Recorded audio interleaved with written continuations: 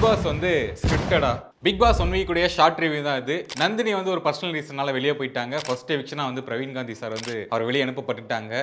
விஜய் பாரு ஒரு மாதிரி எல்லா விஷயத்திலையும் மூக்க நுழைச்சிட்டு ஒரு கெட்ட பேர் வாங்கிட்டு இருக்காங்க. திவாகர் அவருடைய திறமை எல்லாத்தையுமே காமிச்சிட்டு அங்கேயும் கொஞ்சம் அசிங்கப்பட்டு தான் இருக்காருன்னு சொல்லலாம். இன்னொரு பிரவீன் ஒருத்தர் இருக்காரு.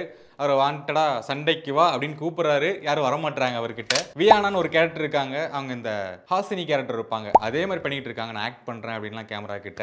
அதுக்கப்புறம் கனியக்கா 1 வீக் கிச்சன்லேயே தான் இருந்தாங்க. எதுவுமே பண்ணல. இன்னைக்கு தான் ப்ரோமோல ஏதோ கொஞ்சம் கத்திக்கிட்டு இருந்தாங்க. சுபிக்ஷா அவங்க கொஞ்சம் நல்லா தான் ட்ரை பண்ணிக்கிட்டு இருக்காங்க. ஆனால் அவங்களையும் கொஞ்சம் ஃப்ரேம் ஆக்கி சண்டைக்கு இழுக்கிறாங்க. கமருதீன் நீங்க கம்முன்னு உட்காருங்க கமருதீன் அப்படின்னு சொல்ற அளவுக்கு அப்படி பெர்ஃபார்மன்ஸ் பண்ணியிருக்காரு. சபரிநாத் அவர் வந்து ஏதோ ஒன்று பண்றாரு. ஓகே வீக்கெண்ட் வாரம் எல்லாத்தையுமே அது ரோஸ்ட் பண்ணி எடுத்துட்டாரு. எவனுமே பேசக்கூடாது, நான் மட்டும் தான் பேசுவேன் அப்படிங்கிற மாதிரி தான் அவர் பேசினாரு. ஏதாவது வாய் திறந்தாலே உட்காருங்க, ஏன் எந்திரிக்கல, என்ன பண்றீங்க அப்படி ரொம்ப ஸ்ட்ரிக்டா வந்து 2 வாரம் போச்சு. கொஞ்சம் தான் ஒரு 10 மினிட்ஸா மட்டும் கொஞ்சம் ஃபன்னா பேசியிருந்தாரு. இது எல்லாமே கொஞ்சம் ஸ்ட்ரிக்டா பேசியிருந்தாரு. அதுக்கான காரணம் என்ன அப்படின்னா எங்கேயுமே ஃபன் இல்லை, என்டர்டைன்மெண்ட்டே இல்லை. டே 1ல ஃபர்ஸ்ட் ப்ரோமோவே வந்து சண்டையில தான் வருது. இவங்களுக்கு பத்திக்குச்சு அப்படின்ட்டு.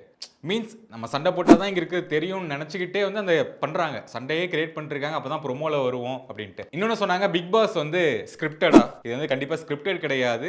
11 மணிக்கு ஜூஸு 12 மணிக்கு லஞ்ச் இதெல்லாம் எங்கேயுமே வராது. நீங்களே தான் செஞ்சு சாப்பிடணும். ஸ்கிரிப்டட் கிடையாது, அன்ஸ்கிரிப்டட் தான். வெளியே யாரோ வந்து சும்மா ரூமர் கிளப்புறாங்க அப்படின்னு சொல்லி அதே ரோஸ்ட் பண்ணி விட்டு போயிட்டாரு. 18 பேர் இருக்கீங்க, கொஞ்சம் மைண்டு யோசிங்க.